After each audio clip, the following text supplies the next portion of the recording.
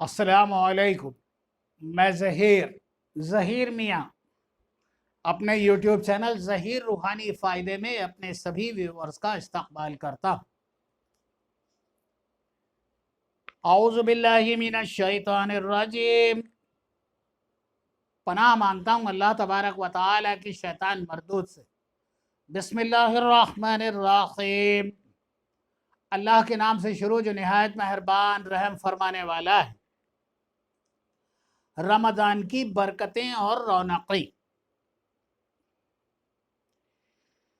اللہ تبارک و تعالیٰ اس پر رحمت کی نظر فرمائے گا، اور قربان جائیے سرکار مدینہ سرور قلب و سینہ سرور کونین صلی اللہ تعالیٰ علیہ وآلہ وسلم کے کہ جو اس حدیث پاک میں فرمایا گیا کہ جو کوئی اس ماہ مبارک میں اپنے کسی اسلامی بھائی کی حاجت پوری کرے، اللہ عز و جل اس کی 10 لاکھ حاجتیں پوری فرمائے گا۔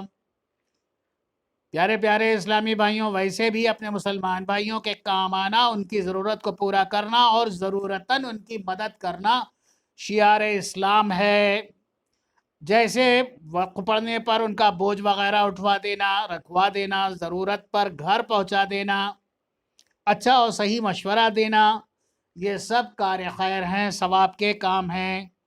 اس قسم کے کام کرنے سے، حاجت روائی کرنے سے جو کچھ فضائل حدیث میں وارد ہیں وہ ضرور حاصل ہوں گے، اور نیکی میں تعاون کا قرآن پاک میں حکم ہے۔ وَتَعَاوَنُوا عَلَى الْبِرِّ وَالتَّقْوَى وَلَا تَعَاوَنُوا عَلَى الْإِثْمِ وَالْعُدْوَانِ، اور نیکی اور پرہیزگاری پر ایک دوسرے کی مدد کرو، اور گناہ اور زیادتی پر باہم مدد نہ کرو۔ القرآن الکریم۔ حاجت روائی کی فضیلت، جو مسلمان اپنے کسی مسلمان بھائی کی کسی حاجت کے وقت کام آئے۔ حجت الاسلام حضرت سیدنا امام محمد غزالی رضی اللہ تعالی عنہ اپنی کتاب مکاشفۃ القلوب میں فرماتے ہیں کہ حضرت سیدنا انس بن مالک رضی اللہ تعالی عنہ سے مروی ہے کہ مدینہ کے تاجدار ہم غریبوں کے غم گسار صلی اللہ تعالی علیہ وآلہ وسلم نے ارشاد فرمایا، جو کوئی اپنے مسلمان بھائی کی حاجت پوری کرنے کی غرض سے چلا تو اللہ تبارک و تعالیٰ اس کے ہر قدم کے عوض یعنی اس کے بدلے میں 70 نیکیاں لکھ دے گا، اور اس کے 70 گناہ مٹا دے گا۔ اب اگر اپنے اس بھائی کی حاجت پوری کرنے میں وہ شخص کامیاب ہو گیا تو گناہوں سے اس طرح نکل جائے گا گویا اسی روز جیسے ماں نے اس کو جس روز جنا تھا۔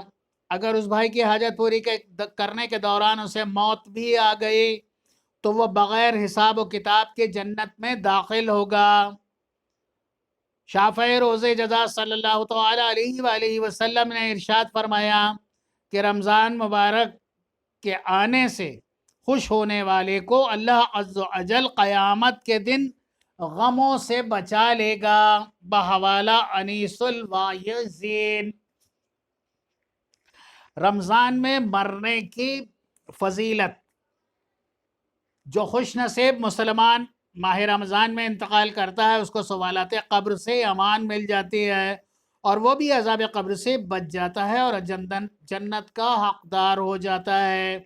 چنانچہ حضرات محدثین کرام رضی اللہ تعالی عنہ کا قول ہے کہ جو مومن اس ماہ میں انتقال کرتا ہے وہ سیدھا جنت میں جاتا ہے، گویا اس کے لیے دوزخ کا دروازہ بند ہے، اور اگر کافر مرتا ہے تو وہ سیدھا دوزخ میں جاتا ہے، گویا اس کے لیے کبھی جنت کا دروازہ کھلے گا ہی نہیں۔ حبہ والا انیس الوائزین، جنت کے دروازے کھل جاتے ہیں۔ اسلامی بھائیوں، رمضان تو کیا آتا ہے، رحمت اور جنت کے دروازے کھول دیے جاتے ہیں، دوزخ میں تالے ڈال دیے جاتے ہیں، نیز شیطان کو پابند سلاسل کر دیا جاتا ہے۔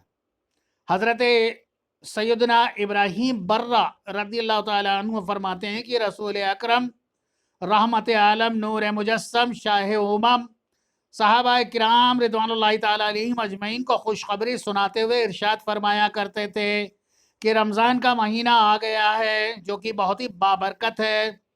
اللہ سبحانہ و تعالیٰ سے اس کے روزے تم پر فرض کیے گئے ہیں، اس میں جنت کے دروازے کھول دیے جاتے ہیں اور جہنم کے دروازے بند کر دیے جاتے ہیں، سرکش شیطانوں کو قید کر دیا جاتا ہے، اور اس میں ایک رات شب قدر ہے جو ہزاروں مہینوں سے بڑھ کر اور بہتر ہے۔ بحوالہ تنبیہ الغافلین، شیطان قید ہونے کے باوجود بھی پھر ہم سے گناہ کیوں ہوتے ہیں؟ یہ ایک بڑا ہی اکثر مرتبہ پوچھا جانے والا یہ سوال ہے، تو آج اس پر تھوڑی بات کرتے ہیں۔ احادیث پاک میں فرمایا گیا ہے کہ ماہ مبارک میں جنت کے دروازے کھول دیے جاتے ہیں، جہنم کے دروازے بند کر دیے جاتے ہیں، شیطان کو زنجیروں میں قید کر دیا جاتا ہے، پھر یہ گناہ کیوں ہوتے ہیں؟ تو اس کی سیدھی سیدھی جواب دہی ہے بھائی کہ ہر انسان کو جب اللہ تبارک و تعالی دنیا میں پیدا فرماتا ہے تو اس کے ساتھ ایک فرشتہ اور ایک شیطان بھی پیدا ہوتا ہے، جو ایک سیدھے کاندھے پر ایک الٹے کاندھے پر۔ ایک ہمیں فرشتہ نیکی کی دعوت دیتا ہے، نیکی کے راستے میں کی طرف بلاتا ہے، اور ایک جو ہے شیطان کا کام ہے گمراہی کی طرف بلانا، وہ اپنا کام کرتا ہے۔ اسی طرح دیکھا ہوگا جب آپ کوئی بھی غلط کام کرنے جا رہے ہوتے ہیں یا گناہ والا کام کرنے جا رہے ہوتے ہیں تو یقیناً پہلے آپ کو نیکی کا فرشتہ دعوت دیتا ہے کہ مت کرو، یہ غلط کام ہے، لیکن شیطان کہتا ہے ارے کرو، مزہ آئے گا، فائدہ ہوگا۔ پھر فرشتہ کہتا ہے نہیں، یہ کم مت کرو، یہ گناہ ہے، اللہ تبارک و تعالیٰ دیکھ رہا ہے تمہیں اور تم سے اس کا حساب بھی لے گا۔ لیکن شیطان کہتا ہے ارے جب لے گا تب دیکھا جائے گا، ابھی تو کر لو، بڑا مزہ ہے، بڑے فائدے ہو رہے ہیں، یہ جھوٹ بولنا ہے بول لو، اس میں کاروبار میں اتنا بچ جائے گا، اتنا فائدہ ہو جائے گا۔ پھر فرشتہ کہتا ہے کہ نہیں، ایسا قطعی نہ کرو، یہ پیسہ حرام ہے، یہ پیسہ تم نہ کھاؤ، اپنے بچوں کو نہ کھلاؤ، کیونکہ اللہ تبارک و تعالیٰ نے اور اللہ کے حبیب نے منع فرمایا۔ لیکن شیطان فوراً ہمیں ابھارتا ہے کہ نہیں نہیں لے لو، یہ تمہارے جتنے مقصد ہیں تم دیکھ رہے ہو، اتنی تنگی چل رہی ہے، تمام کام تمہارے بن جائیں گے۔ اس طرح سے ہمارے جسم میں موجود ہمارا نفس ہی ہمیں گمراہی اور خرابی کی طرف لے جاتا ہے۔ اس میں آپ رمضان المبارک کو آپ قطعی کچھ نہ کہیں، یہ تو حق جانیں اور یہ سچ بات ہے کہ رمضان المبارک میں شیطان کو سلاسل زنجیروں میں قید کر دیا جاتا ہے، دوزخ کے دروازے بند ہو جاتے ہیں اور جنت کے دروازے کھول دیے جاتے ہیں۔ اسی طرح انسانی ذہن گناہوں کا جب عادی ہو جاتا ہے تو ماہ رمضان میں بھی وہ گناہوں سے باز نہیں آتا۔ زیادہ تر ماہ رمضان میں انہی لوگوں سے گناہوں کا صدور ہوتا ہے جو علاوہ رمضان کے بھی کثرت کے ساتھ گناہوں میں پڑے رہتے ہیں، چونکہ ان کا نفس گناہوں پر دلیر ہو چکا ہوتا ہے، کیونکہ دل اتنا سخت اور کرخت ہو جاتا ہے کہ انہیں گناہ پھر گناہ لگتے ہی نہیں، پھر ان کو یہ لگتا ہے یہ تو it's a part of life, زندگی کا حصہ ہے۔ وہ یہ بھول جاتے ہیں کہ کوئی ایک ذات ہے جو حی و قیوم ہے، کوئی ایک ذات ہے جو سمیع البصیر ہے، جو دیکھ بھی رہی ہے، سن بھی رہی ہے، اور اس کے فرشتے لکھ بھی رہے ہیں، اور بروز محشر یہی قبر میں اور محشر میں یہی ہمارے سامنے بھی آنا۔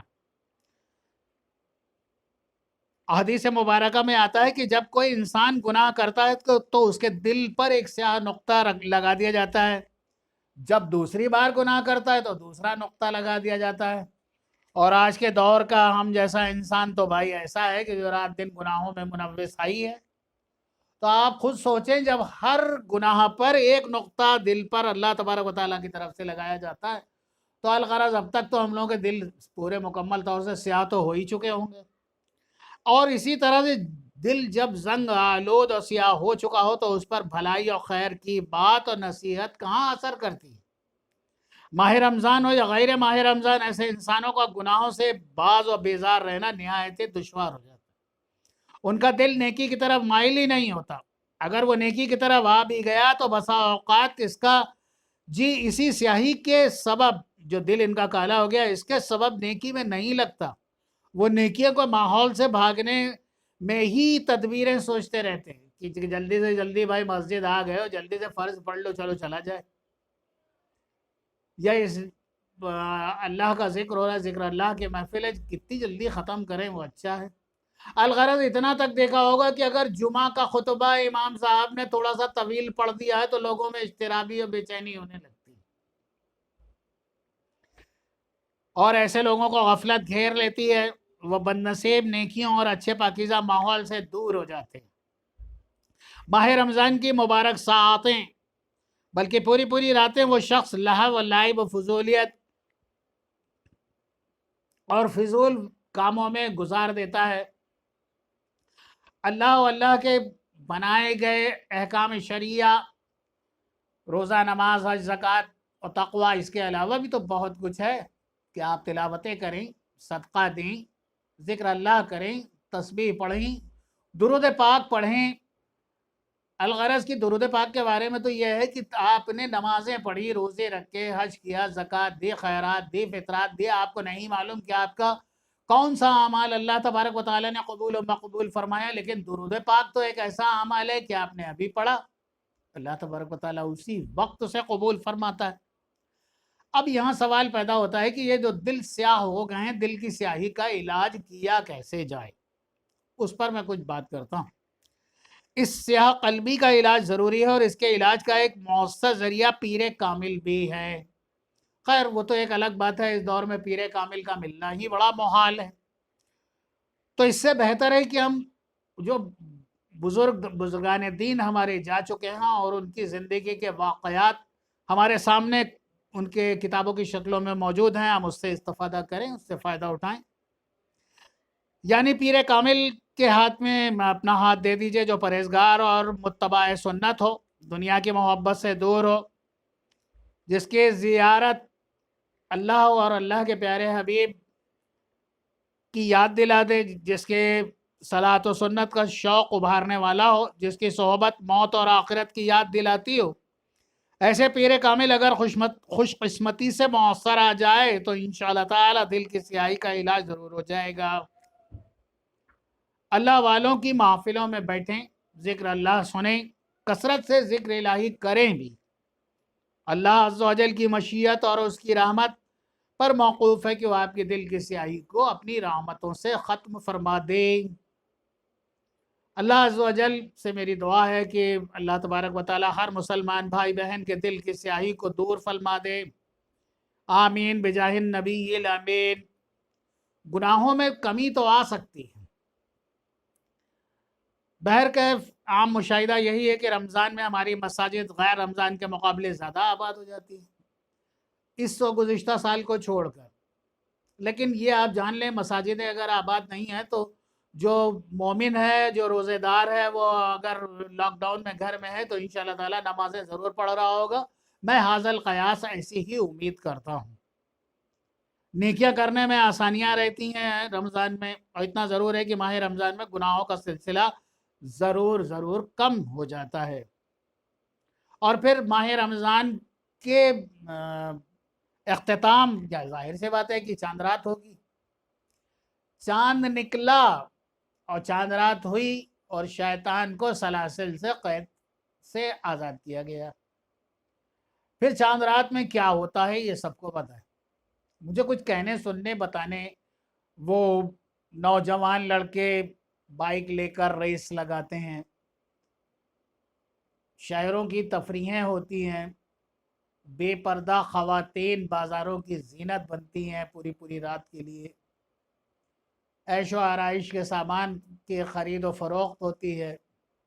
तो क्या एक महीने आपने जो इबादतें की थी, जो आपने रोज़े रखे थे, जो आपने नमाजें अदा की थी, जो आपने तस्बीह पढ़ी थी, जो आपने तिलावतें की थी, जो आपने फ़ितरा दिया था, जो आपने ज़कात अदा की थी, जो आपने सदक़ात दिए थे, एक रात में आके सब उसको ख़त्म, क्योंकि वह उसका आज़ाद होना, रमज़ान मुबारक का मुकम्मल होना क्या इस बात की दलील है कि हमें मज़हब इस्लाम से छुटकारा मिल गया? नहीं, हम न थे, न हैं, न हो सकता है।